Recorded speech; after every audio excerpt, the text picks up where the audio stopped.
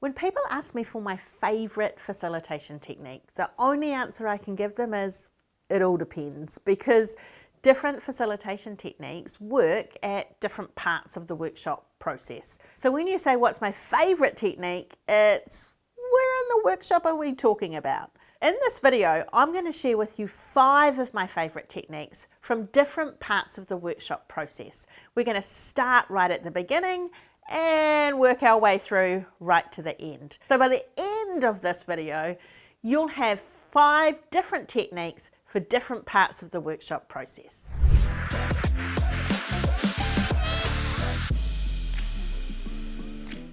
Hi, I'm Kerry Price. I'm the founder of the Facilitators Network, and I use the principles of deliberate generosity to make sure that no meeting or workshop is ever wasted. I've been a professional facilitator for 20 odd years, and in that time I've led thousands of meetings, workshops and community conversations. Now I help other facilitators do their work well.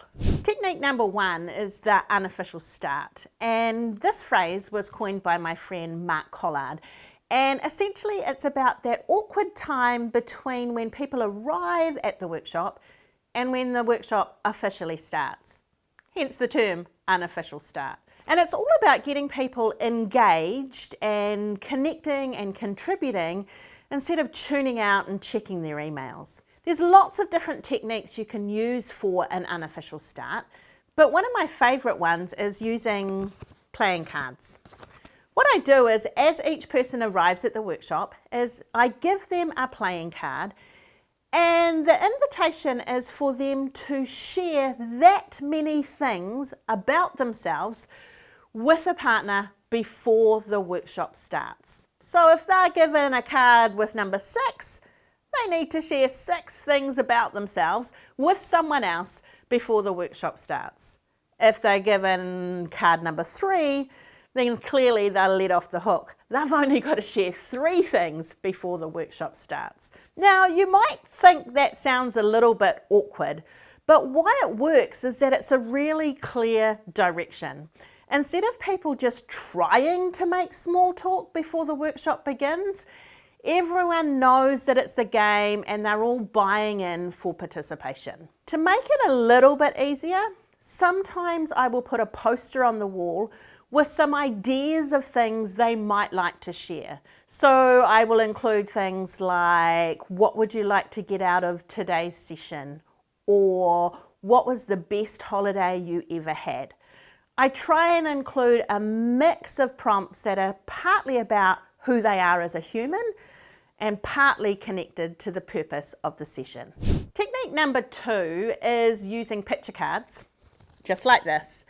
And quite simply, it's the prompt, choose a picture to represent. Now, I use this at a couple of places through the workshop. It might be as a connection activity.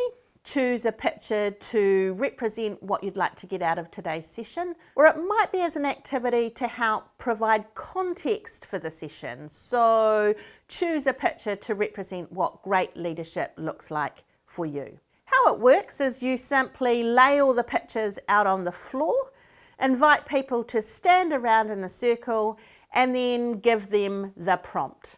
Then, once everyone has chosen the picture to represent whatever you've invited them to represent, I invite people to get into pairs or small groups of 3 or 4 and share the story of their picture with their partner or their group. Once people have had a chance to share it in small groups, I then invite people to popcorn their responses back into the room. Now, this little mini conversation is a really important part of the process. If you invite people simply to choose a picture to represent and then start going around the circle, nobody is listening to what other people are saying. They're too busy trying to work out what they're going to say about their picture. By giving people a chance to talk in pairs or small groups first, they've had a chance to think about it, to articulate it, to almost practice what they're going to say. Then, when you get to share into a bigger group, they can really listen to other people, without having the internal dialogue for themselves. So we've got a couple of techniques so far. One is for the unofficial start, using the playing cards. The second is the picture cards, either as a connection activity or to provide context for the workshop. Technique 3 is about going into small group discussions, and this technique is called Together Alone. How this works is before going into a discussion, I allow 3, 4, 5 minutes for people to do their own individual reflection about the question or the prompt or the topic that they're about to discuss. And I simply frame it up as, in a minute or shortly, we're going to have a small group discussion about XYZ. Before we do that, I'd like to give you an opportunity to think through what you might like to share. And then simply I hold space for silent reflection. Now, why this is important is that we know about 1/3 of people in any given room are internal processors. They like to think through what they're going to talk about before they share it out loud. If you send people directly into small group discussions and you haven't made space for that thinking time, your internal processors are only going to share limited things in that small group discussion, and you're not allowing for full participation. In different workshops, this technique is often called different things. You might hear it called solo storming or a silent start, but essentially it's just about allowing time to think before you're asking people to speak. Technique 4 is called the idea train.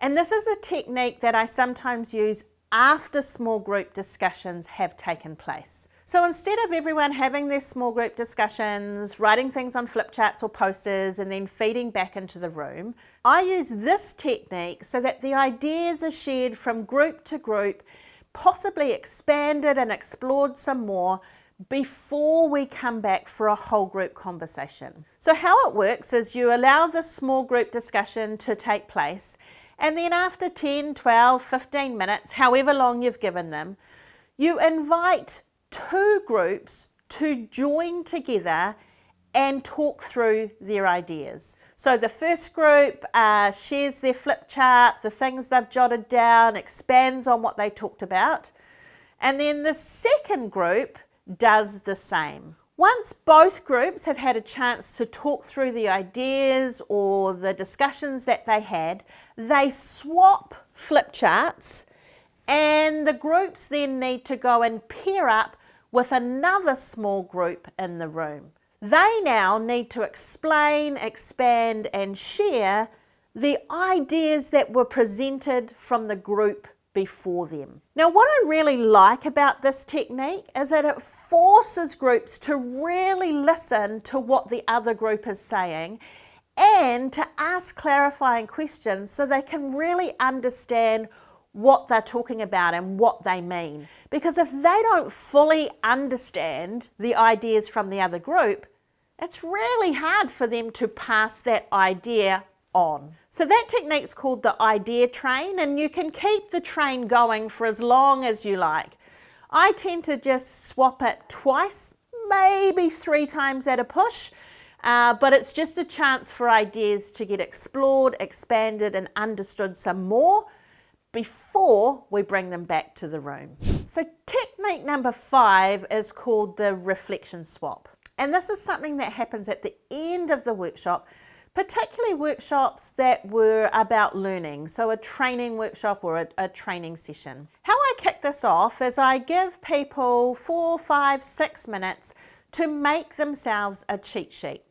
Or in other words, I invite them to imagine that as they leave the workshop, all of their notes, all of their handouts are blown away in a gust of wind, and all they're left with is a single sheet with all of the things that they want to remember. So I give them 4, 5, 6 minutes to do that on their own, and then I hand out these cards. Whoa, let me get them. These cards, which are reflection prompts.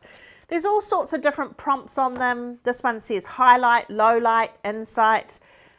This one says zoom in, zoom out. What's one small detail that feels important? What's one big picture idea that has got you thinking? Different prompts on different cards. So I hand these cards out to participants and then I invite them to look at the cheat sheet that they've made and share with their partner a reflection based on the prompts that they've been given.